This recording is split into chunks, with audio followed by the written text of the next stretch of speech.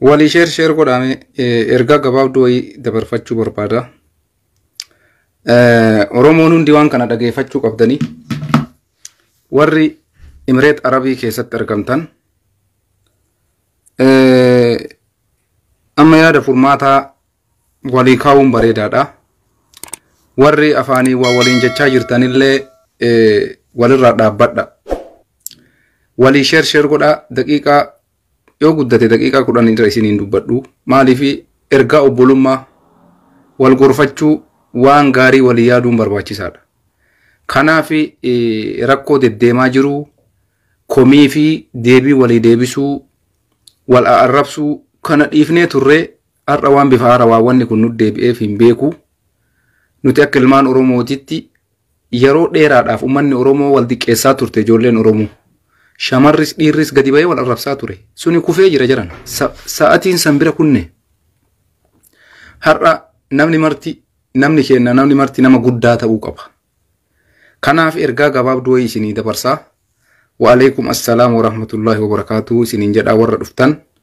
Kallattiidhaan warra Dubbay keessa jirtan hoggantoota koree 11 jedhama maqaa keessanillee akkuma jedhame hoggantoota ta'uu keessan martuu dhageenye rakkoon qabu biyya kamittuu namni kamuu hoggana inuma qabaa komitee jira koree jira rakkinni takkallee hin jiru hojii keessan ummanni baruu barbaachisaadha hoggansi keessan maal akka ta'e sananis osoo hubatiin tuqee jira garuu Muhammad Al-Jazeera Ibn Al-Jazeera dhageeffadhee ture Muhammad Zubairis dhageeffadhee ture as ijoollee teenya ijoollee Kaayiroo irraa dubbatanis aslis dhageeffadhee rakkinna isin hunda jidduu jiru yaada furmaataa akka ilma Oromoo tokkotti ergaa gabaabduu wayii isinii dabarsuu barbaada. Sababiin isaa qophii amma qophaayaa jiru tokko isin ijoolleen biyya ambaa keessa jirtan Imireet Arab jechuun biyya sanitti ijoollee naannoo san jirtan waan akkana takka isinirraa dhageenye hin beeynu jaalalaa fi kabajaa malee jechuudha. Waan akkasiisaniin isin beeyna har'allee Oromoo yoo mammaayitu waa jettee mammaayitii beeta. Ilkaan budaan seene ilkaan mutaan seene budaan seene jedhan maal jechuu ilkaanuma kee ilkaan natsaa kana ilkaan adii kanatti mismaara yoo nayxe mismaara ilkaan kee kanatti yoo mismaara nayxe ilkaan kee si dhukkuba ilkaan tokko yoo si dhukkube ilkaan kee wal jalaa si dhukkubaa deema jechuu akkas ta'uu nurra hin jiraatu. Vaayirasiin dhukkubni jidduu keessan seenuudhaan qabu. Imaamni yeroo masgiida seenee salaataaf iqaamamee geessu maal jedhabeetanii russussufuuf jedha warra. Akkas jedhami sheekoleen naaf kolcha. Russussufuuf jechuun ceekuun ceekutti luutti ta'e luutti qubni qubatti jechuudha. Sababiin isaa maaliif? Akka qilleensi jidduu keenseenee jechuu warra. Afaan Arabiffaa ta'e malee qilleensi jidduu keenseenii jechuudha. An amma yeroo ilmaan Oromoo waa waliin jedhanii wal arrabsan natti dhagayama na dabbaraallee guddachuun nurra jira. Akkuma isinuu beeytan yeroo dheeraadhaaf Oromoo wal arrabsuu dhiisee jira warra. Ijoolleen teenya ta shamarranis ta dhiiras qaata dhiifne wal arrabsuu qaata xiyyeeffannaan kenna waa'ee Oromoo akkam taanee keessaa baana rakkoo kana keessa isa jedhu irratti murteeffannee nuti hundi kanarraa jirra. Amma sa'aatii ammaan laayivii seenu kanatti Hamza Hussein laayivii dubbachuu jira. An amma inni dhufee jennaaniin dubbiin isin godhaa jirtan hagam akka ulfaataa ta'aa jiru natti mul'atee jennaan Oromoo qalbii qabduuf warra hoggansa qabdanis isin hoggantoota waan isin yaaddanii dubbattan amma ifanaa ta'ee jira. Sababiin isaa jibba artistoota saniin qabdanii artistoota Oromoo kanarraa jibbaan qabdan.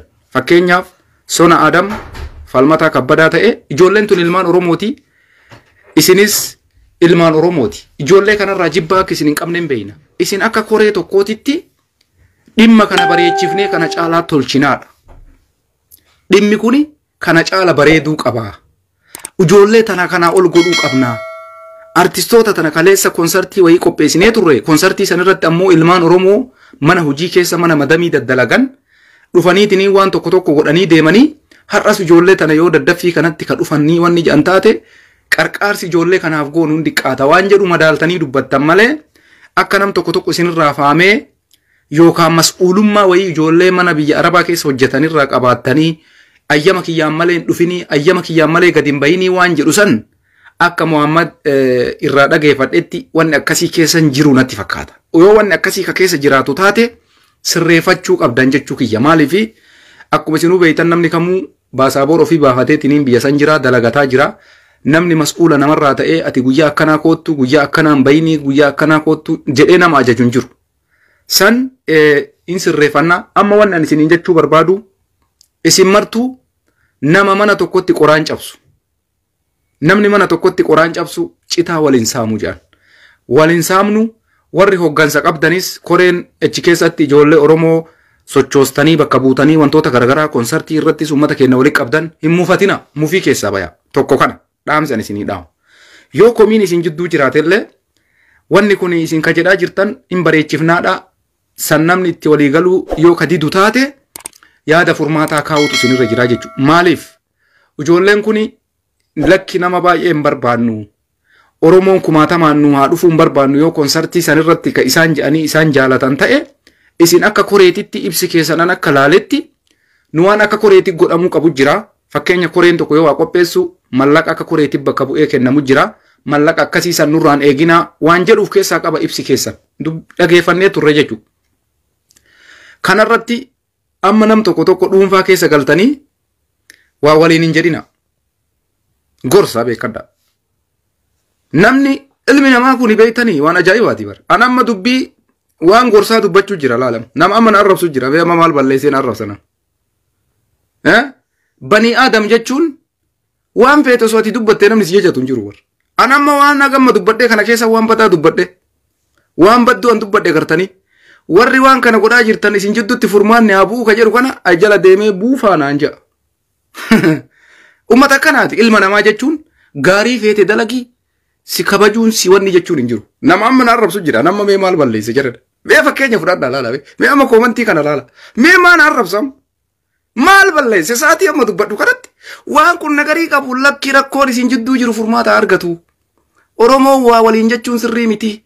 Wanti Hamzaan godhuu fi wanti Muhammad Zubeer godhaa jiru tokko ta'uu qaba. Wanti Nasriin Alolee godhaa jiruu fi wanti Hamzaa Hussein Ali godhaa jiru tokko ta'uu qaba jechuun buufaa maarree je'ee waan nama arrabsiisu hin qabu. Ilmaan Oromooti ijoolleen tun martuu maaf waliin mufatan. Yoo mufiin jiraatte furmaanni argamu jechuu jirra malee haa isin na arrabsitanii fi miti ani yaada dhuunfaa kiyyaa yoo waa'ee siyaasaa dubbadhu na arrabsa kotta rakkoon qabu. Namni siyaasa dubbatu nu arrafama. Ani siyaasa osoo dubbataa jiraadhe na arrabsuu dandeessa. Amma wanni an jedhaa jiru ilmaan Oromoo walitti hin komatinaa, walitti hin mufatinaa, walitti zanni hin godhinaa, walitti hin bu'inaa. Tokko kana. Ijoollee teennata konsartii qopheessaa jirtaniif warri amma koreellee itti siqaatiniin ijoollee tana waliin gargaara. Birrima duraan kafaluudha. Kennitan santu hafa malee konsartiin kun akka geggeeffamu godhaa. Xumursiisa isin isinirra hafe baajata silaa ijoollee kanaa baasuu qabdan isinirra hafe malee rakkinni biraan jiru. Dhayitee atis konsartii sanirratti sirbuu maal jechuu dhiichisuu numa dandeessa. Ijoollee tana jibbaarraa qabdan jedhee yaadoon. Muhammad Zubeeris yoo ta'e hin beeyna. Muhammad Ibn Aljaziiraa yoo ta'e hin beeyna. Nasriillee yoo ta'e hin beeyna. Ijoolleen tun martuu warruma Oromoodhaa fi kanaan duras dalagaa ture. Har'a guyyaa keessa waan addisii waan dhaga'e hin qabu. Kanaafuyyuu wanni isinirra wal dhabdan hin jiru. Hundi keessanuu yaada furmaataatitti dhuftanii akka walii galtan barbaadaa jechuudha. Waa'ee warra Dubaay jiru irratti ergaan kiyya kana isin warri achi jirtan walii gala. Yoo isin walii galtan nam tokko isin jidduu seenuu hin danda'u. Isa biraa irratti namni tokko walitti tartanii waa waliin jedhaa jirtantu jira. Waan akkasii san dhaaba. Hundi keessanuu jechuudha. Tokko waliin arrabsina. Yeroo wal arrabsinullee wal eeggadha. An dhugaa isinitti himaan. Ijoolleen Dubaay jirtanis ijoolleen biyya biraa irraa jirtanii warra Dubaayis akkamitti akkana gootan jettanii wal arrabsaa jirtan. Wal qusadha. Jarana arrabni tokko ulfaataa jira. Namni qixa waliin arrabsu qixa waa waliin hin jedhu. Kana keessatti amma jecha namni caalatti yoo ka wal miidhu taate gaafa jidduu seenee jaarsi walitti nama araarsu tokko nama saalfachiisuu danda'a. Kanaaf an ilmaan Oromoo warri arrabfamaa jirtanis deebii waliin deebisina ka isin arrabsaa jirullee obboleessoo ani waan keeriitiif kana dubbadhe malee rakkina biraan qabu an akka kiyyatti kanaaf jedhe alas yoo balleesse dhiifama naa godhi jedhi jalaa gali. ka arrabsaa jirtullee anis kanaaf siin jedhe bakka arrarraa sirra dhaabadhe walirra dhaabadha bakka jirtanitti ammoo mee wal gorsa naannoo an jiru nam tokko yoo kanam arrabsaa jiru taate nama kana maaliif arrabsaa sana adda baafadhe nama san dhoorguun narra jiraa jechuu hiriyoonni ilmaan Oromoo bakka jirtan nama isin biraa nama arrabsu laayivii seenee gorsa goddanyaa keessan san itti siqii obboleessa dhiisi bakka kana caalaa hin jedhiniin jedhi itti siqii gorsi biyya biraa irraallee ka deebistuuf sunillee dhiisi kanaafi an isin jidduutti ibidda qabsiisuun barbaadu waa waliin hin jedhinaa hundi keessanuu deebii waliin deebisinaa nuti ilmaan Oromoo tokko har'a Abiyyiin Ahmad dhufeef Oromoon addaan baduu hin danda'u jarana hin gowwoomina Abiyyiin Ahmad dhufeef Oromoon garamuu wal fiduu hin dandeenyu ati akkasii ati achii maalii waliin jennee walitti duullu kuni dogoggora guddaadhaa sirraa'uudha qabaa kanaafi warri wal arrabsaa jirtan ijoollee Dubaay jirtanis ijoolleen biyya biraa jirtanis deebii waliin deebisinaa addaan dhaabadha tokko Muhammad Zubeer dabalatee Kiyaar Bashiir dabalatee asliillee Kaayiroo irraa maqaa keessa wannan isin dhayeef waa waliin jechachaa jirtanii walirraa dhaabbadha waliin arrabsina deebii waliin deebisina kanaafi Muhammad Zubeer atis asliidha deebii deebisuudhaaf hin dhufin Kiyaar Bashiir atis akkasuma Muhammad ibn al-Jazeera jarri sunis asliinis ammoo atillee jara arrabsuudhaaf deebii jara deebisuudhaaf hin dhufin guddadhu achi ol waa'ee Oromoo irraa akkam goonee keessaa baanaa jedhi itti dhiisi waa'ee amma yaada furmaata ijoollee konsartii ijoollee teennaa sanaala salphatti jarri itti siqanii yoo birriillee tiniin baajatallee kabaasaniif dhabame ijoollee takkatti iyyuu ijoollee isaan hoogganan hin jiru namni kamuu fi dalagataa yoo ijoolleen itti tolee konsartii san dhufan jarri sunis waan gootuun qabdu garuu biyya kam keessattuu iyyuu koreen inuma jirti komiteen inuma jirti namni nama bakka bu'ee waan tokko sochoosu inuma jira kuri biyya kamittuu namni inuma nama qaba jechuudha amma fakkeenya nu akka biyya Jarmanitti komitee jira koreen biyya Jarmanii jiru waan tokko yoo godhe awwaan san akkami kana gootan jedhee falmuu hin danda'u fakkeenya warra Dubaayis yoo koreen ijoollee kana ta'e ijoolleen kun wanni akkanaa mallaqa ijoollee kana kenninu irratti guyyaa akkanaa waan akkasii goone yaada furmaanaa kenna yoo jarri jedhan malaan itti siquun wayya malee jechaan waliin miinu kanaaf dhiifama walii godhaa warri Kaayiroo jirtanillee aslii gorsaa warri Dubaay jirtanillee Muhammadiin ijoollee amma aslii waa deebii deebisaa jiranis gorsaa hunda isaanii obboleeyyan tokko ijoolleen kun warra waliin xilaata isaanii waggaa 3 waggaa 4 kana walirraa muggutaa turedha nama wal arrabsuudhaan hin malle isin amma jechisi waliin jettan kanamaa waliin jettan jennee isin irratti naasofnu ijoolleen tun nama waa waliin jechuun irraan eeggamne waan taateef Oromoon Kaayiroo jirtan aslii qaba ijoolleen Dubaay jirtanis ijoollee Dubaay jirtu ta asliidha deebii deebistu qabaatiniin yaada furmaataa fidaa kun ammoo ka gandummaadhaan gobiyyaa deemtan sun Oromoo keessa hin jiru wanni akkasii kaayoo akkasii illee hin qabnu Abiyyiin har'a jira bor hin jiru nuti Oromoo walitti hafa garuu yooma sanuu ta'e warra waa waliin jechaa jirru nuti warra afaan tokkoon hagar'aatitti mootummaa kana dura dhaabatee falmaa ture waan ta'eef jecha akkanaa isinirraan eegamu warri Dubaay jirtanis warri Kaayiroo jirtanis adaraa jecha takka waliin hin jedhina dhiifama naa godhaa maaliif gara Feesbuukaatiin dhuftee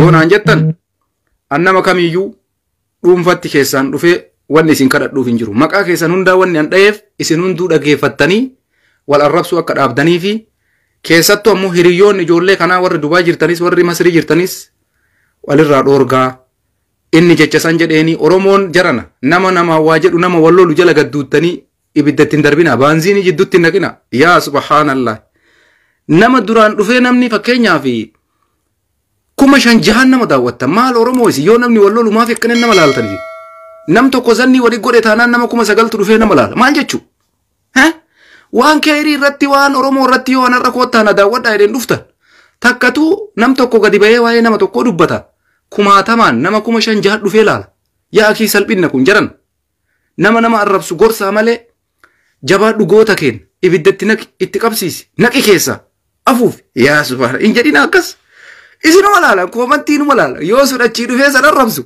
koomantiin keessan ati dhugumatti jaynaa jettanii maal jaynummaan isaa obboleessa ofii arrabsaa jira ijoolleen tun obboleeyyanii warra osoo walitti dhufee wassaalfatu warra ija keessa ijoollee wallaaluu hin dandeenye tawa waliin jedhaa jirtu maal taatan isin asliin amma garaan Zubeeriin hin arrabsu jecha afaaniin laalina Zubeeriis akkasuma garaan asliin arrabsu ijoollee osoo walitti dhuftee wassaalfattu bara akkanatti ija wal jalaa qabattee walirraa gortee tartu malee nama ijaan wal dura dhaabatee waa waliin jedhuu miti jechuu kiyya. Kanaafi qabbana buusaa nagaa buusaa ibiddatti naqxanii gaazii warri qabsiiftan rabbiin sodaadhaa jiran.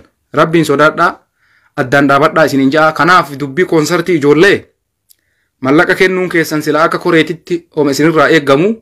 Garuu sun hin taane eega ummanni lakkiwwan akkasii akkami gootanii isin ijoollee akkasii ijoollee mala madaamii jedhee namni gara faallatti yoo isin faamu taate haga dandeettan ummanni akka dubbii kana isinii faamu gootanii yoo dadhabame ammoo isin haala mijjeessuudhaaf akka dandeettii keessaniititti piliis waan dandeettan godhaa ijoollee san akka gaariitti guyyaan isaanii akka miidhagu godhaa fi walirra caaluu wayya namni wal jalaa galaa isiniin jechuu kiyyaa wal arrabsuu kana dhiifne ammoo nutti hin dachaasina abadan.